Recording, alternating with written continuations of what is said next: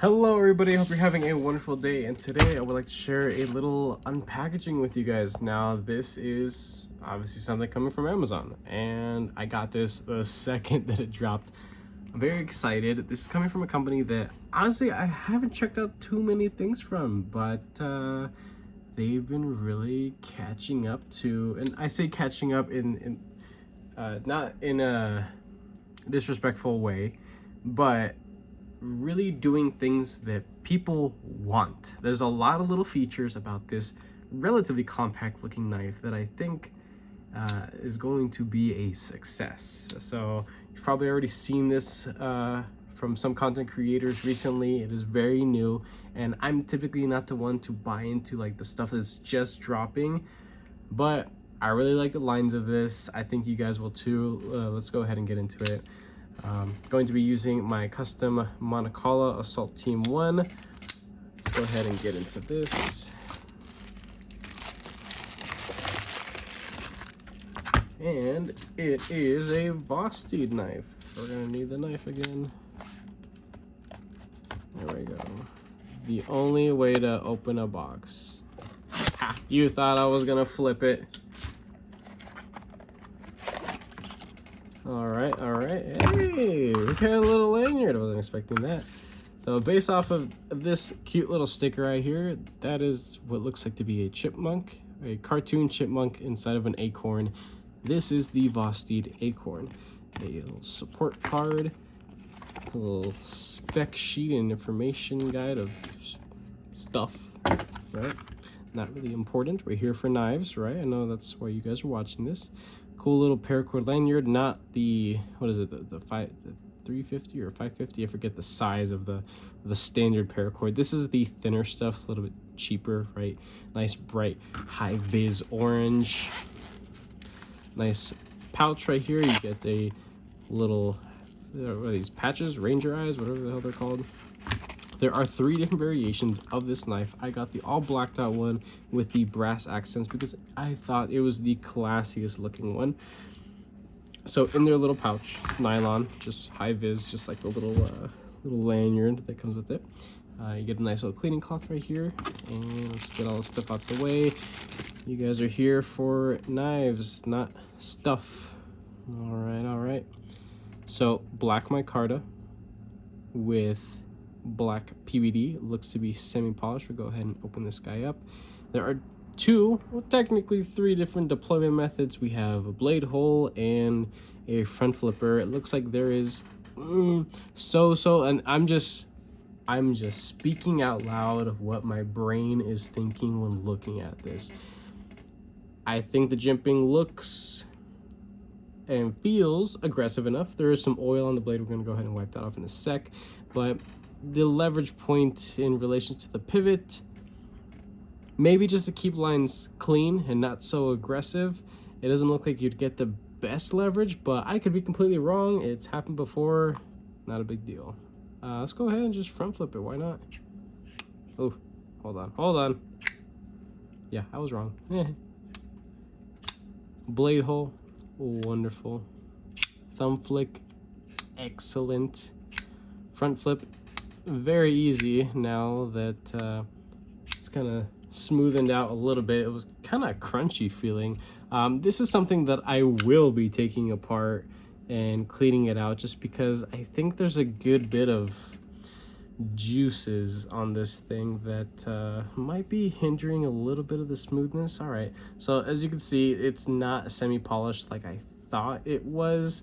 It just had a little bit of protective oil on it. I understand, coming from overseas around this time of year, this is a very common thing. It's a little annoying, but really, what is it? First world problems, right? So oil on your blade, oh no. But my favorite part, my absolute favorite part of this knife, besides the fact that it's in budget super steel 14C28N, in my opinion, of course everybody's entitled to their own opinion. People would say that maybe D2 is a little bit better and you can get things a little bit more affordable, but my favorite part about this is, do you see, and I'm not really addressing the people watching this, you know, the customers, the consumers like myself. I'm referring to the designers and the companies that produce these things. You see that? That right there is called a plunge grind, something that damn near everybody who actually uses their knives and actually sharpens their knives wants. Yeah, ever since Jared over there at Neves Knives, go give him a follow if you aren't already. I don't know why you aren't. He recently actually just showed off his first design. Very excited to check it out. He's actually going to be sending me a prototype maybe soon, not too sure. Of course, you guys will see it.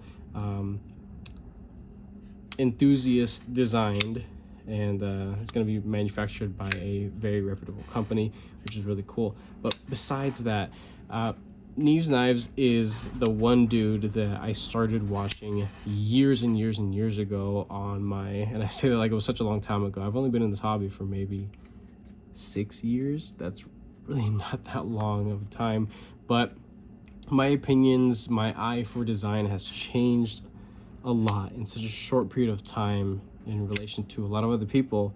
But he's always been the one guy to just bitch about something called a plunge grind and a sharpening choil, and I'm like, what is this dude talking about? It doesn't like, well, like it really can't be that big of a deal. Maybe it's just your sharpening skills suck. No, this dude has a point. Ever since I got my sharpening system, I use the Wicked Edge, and I have it because it's idiot proof, and that's why I got it, because it fits me, right? It's very easy to use. I love it. Having it now and having it for multiple years now, it's the only sharpening system that I use and the only one I care for. Nothing else really catches my eye when it comes to sharpening systems, but really it's not just your skill. Is if you want to put a lower angle, a slicier angle, a more enthusiast driven angle on your blades, you need a good sharpening system. And unfortunately, a lot of designers or manufacturers, both of them, right, you know, to be blamed very easily, the design or the execution of sharpening choils and plunge grinds are shit. They're all over the place. Even fully US custom makers that are selling things for thousands of dollars, it's as if they almost don't care, and that's okay. It's a visual thing. Some people may not really care for ergonomics too much. Maybe they don't care for a forward fingered grip. Maybe they like to stay further back here, or just really just on the scale. Those are the same people that enjoy flipper tabs. It just kind of gets in the way. Me personally, I love this look. I love the look of this. I don't know who designed this specifically. Chances are it is an in-house design, but the reason why I got it is because this looks like a Voxness design. Yes, for the Voxness, he has a beautiful design aesthetic, and I think it's absolutely incredible. Now, I've only checked out a couple of his things, nothing high-end, not too many things, but this is something that immediately I was like, holy crap, he did something with Vosti? Like, it's gotta be. No, I don't believe so. But yeah, this is, I think, the one thing that got me to buy this thing was just this area right here. This is a compact design that is meant to be used. This is nitpicky enthusiast territory in a budget package right here. I believe this guy was like 45 bucks. The other variations, there's one in, I believe, OD green micarta and blue micarta as well. Vosti is really heavy with micarta. I don't know why. That's just what they do a lot. So some people may not like the feel of micarta. It feels a little weird in, you know, I guess relation to something like G10 or titanium, or maybe just some semi-textured or smooth carbon fiber. It has its own little fuzz kind of feel, but the fuzz kind of knocks itself down over time, right? But I love the way that this blade actually looks. This thing is meant to be used, meant to have the absolute shit sharpened out of it to literally a nub, and to still somehow be comfortable even after that, most likely. So The tip looks damn near in line with the pivot, so it's not super low tip, but it is a drop point style blade. It is full belly, really no flat, not a big deal. Kind of an edge that reminds me of the Migron Mayaro, something along those lines. So sharpening it, and even that one as well had 14C28 in. 14C, awesome blade material, can't say enough good things about it. For the price, what this thing feels like right now, what I'm seeing, what I'm feeling, what I'm smelling, everything feels just about right. And I'm actually very happy that Vosti didn't do anything stupid with the pricing. There's something about Vosteed where I feel like some of their stuff, the pricing may be a little arrogant. And listen to this guy freaking talking about, you know, a company being arrogant with their pricing, knowing nothing about how a company's run, right? But it's just from my lonely little consumer standpoint here, Vosteed coming out of nowhere not that long ago, and you know, they started pumping out a couple little titanium knives, and all of a sudden they're like almost $300. Like, what the fuck you think you are? But regardless, they have been making some really cool stuff lately and working with some really interesting people within this wonderful community. Now, again, I don't know if this is a Voxnest design. It looks like it is. Whether it is or it isn't, maybe that's how they kept the price down, possibly. I don't know, but I love this. This is really nice. Now, blade stock here, it is, I'd say, thinner than average, and the tip is actually has a good bit of meat out to it. That is actually really nice. So it's going to survive a little bit more, I don't want to say abuse, but maybe a little harder use, right? And now that front flipper is definitely starting to wear on me. It definitely does feel good. Let's see if I could do the index side roll. Yeah, you know what? That's not too bad at all. Within the pivot, I believe there are ceramic stamp bearings, which is nice. Ceramic detent ball. You have inset steel liners with weight relieving on both sides. Access to the liner, beautiful, excellent, very roomy. Now I have large, extra large size hands, but slimmer fingers. So this is kind of how it looks in a hand of that size. If that doesn't really help out much, let's go ahead and do a couple little size comparisons of things that I believe are in this guy's I guess size, not competition, but just, you know, relative size. So a perfect matchup right off the bat. This guy right here, the Spyderco Native 5, this lightweight, same as the G10 ones, doesn't matter. But on the dot, overall length, exactly the freaking same. Available cutting edge, not really any much of a difference, maybe a hair bit more with the Acorn, and the same amount of, I guess, forward fingerness right there. What else? This is a good one right here. The Wii hyphen. So overall, yeah, that's it. Overall, exactly the same.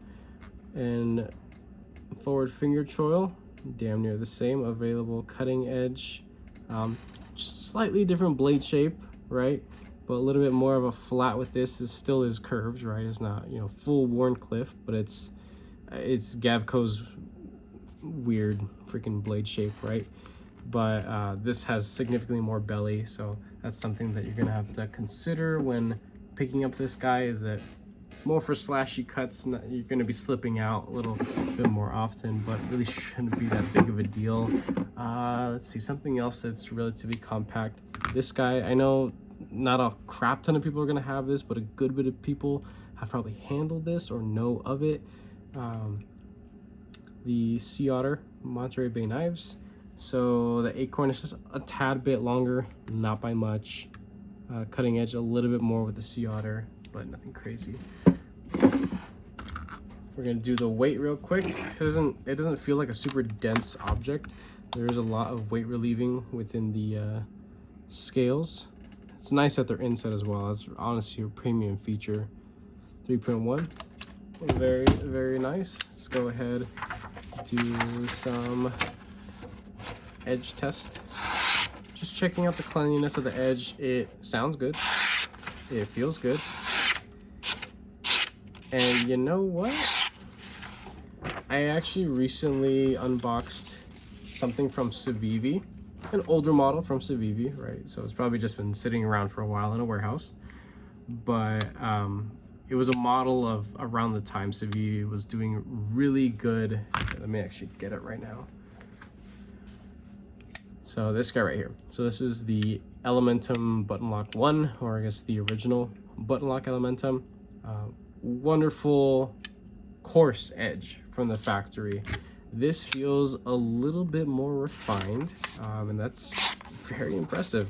And like I said, the cutting performance is going to be a little bit different because you have a tall but short blade, relatively thin behind the edge, flat ground, not hollow. It would have been cool if it was a little hollow, but you know, more time on machines would definitely call for a higher price. Now, I was reading something about this guy that Vosteed wanted to make a super affordable, I guess, compact design. I think they succeeded, and kind of going back to my whole the arrogance in some of their pricing without handling a lot of their stuff. You know, I know I sound like an idiot saying that, but just from what I see, what I've experienced so far, you know, like I know what a good like $250 knife should feel like. But there's just something about some of Vosteed's earlier premium knives that just kind of turned me off. I just felt like things weren't really quite right. But you know what? I've gotta say, they gotta be losing money on this, or breaking even, if that, because this feels really nice. I think it looks really good too. Now, one little thing that may bug some people is you don't have a matching filler tab. Boo-hoo, not a big deal. I'm sure that they saved on that a little bit, or to make a very thin filler tab out of matching material and to contour it as well, because this is actually slightly contoured. It's very thin contouring, nothing crazy. There's actually, I'm noticing that right here, there is actually some little light jimping on the swell of the scales and here on the back right there. That's really nice. That kind of reminds me of what Pinkerton does, Dirk Pinkerton, with some of his knives with Concept, I believe. But yeah, the spacing is damn near matching the spacing of the jimping with the, I guess back here, the spine of the blade, or you know, doubling as a front flipper right there.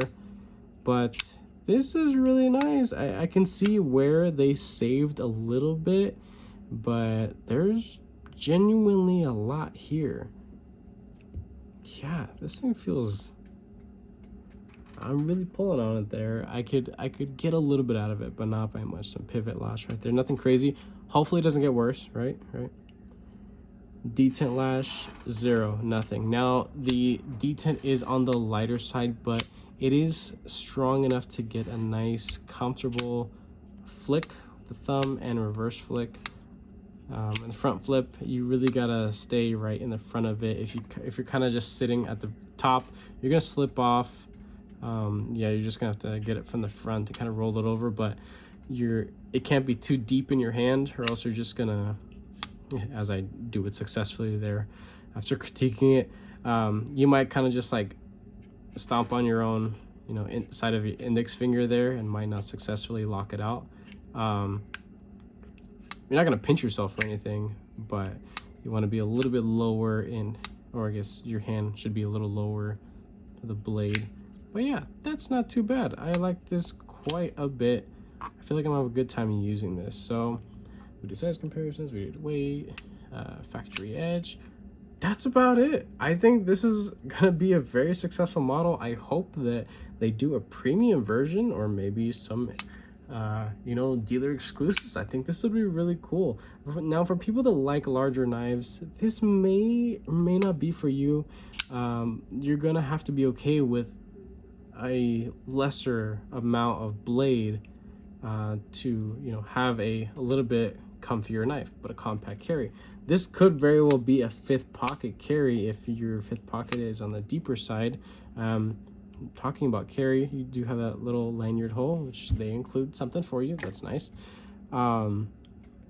It is deep carry style, but it is going to be, the very little tip of it is going to be sticking out. The like ass piece of the knife is going to be sticking out right there. The clip looks pretty nice. The slightest little ramp. Let's see how it feels like in pocket. I actually have my work pants on right now, and I basically live at work, so if it goes in these, it's going to go in anything else just fine. Yeah, that's nice. That's quite nice. So I think that's about it.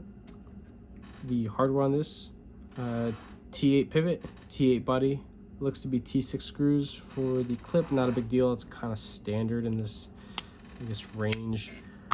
That's about it. I hope you guys enjoyed this video. If you did, go ahead and leave a like down below. If you are subscribed, thank you so much. I appreciate all your support and your patience. Of course, if you're not subscribed, please consider subscribing, because I play more videos and content coming your guys' way. And with that being said, I hope you have a wonderful rest of your day. Take care.